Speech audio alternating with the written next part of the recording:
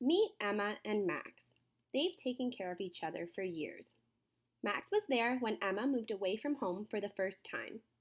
He was there when Emma fell in love with James and when they eventually moved in together. Max was there when Emma and James had their first big argument. He was there to comfort Emma the first time James hit her, and he has been by her side during all of the acts of violence that have followed. Emma wants to leave James, but doesn't know where to go. She can't find a pet-friendly women's shelter, and she won't leave Max behind to be abused by James. Emma isn't the only woman who has faced this dilemma. APARG researchers at the University of Windsor found that 89% of women residing in Canadian shelters reported that their abuser had mistreated or threatened to mistreat their pet. Of these women, 56% delayed leaving an abusive partner because they couldn't find a safe place for their animal to stay. In response to this, through a SSHRC Partnership Engage grant, our group teamed up with Red Rover to update the Safe Place for Pets website, which contains a map that women can use to find pet-friendly women's shelters. Initially, this website contained limited information about shelters in the United States.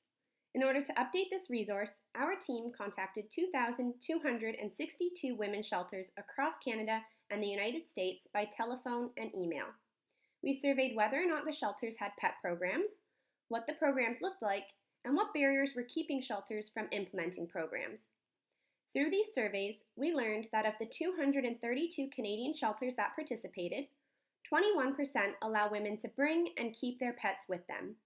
37% have partnerships with community organizations that will house pets during the women's stay.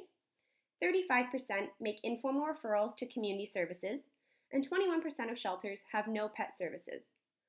Of the 717 American shelters that participated, 27% allow women to bring pets with them. 46% have community partnerships, 30% make informal referrals, and 13% have no pet services. We also learned that space constraints, safety concerns, and financial limitations are the most common reasons that shelters don't allow pets refuge with their owners. Through mapping the shelters, we have also identified where services are most needed. We are now publicizing the Safe Place for Pets website so that it can be used by women with pets who are looking to escape violence. We are also sharing the information we have learned with practitioners and policymakers in hopes that more shelters will receive the support they need to become pet inclusive, so that women and animals facing abuse can easily find refuge together. And that is why SSHRC-funded research matters, to ensure that all Canadians have a safe and secure place that feels like home.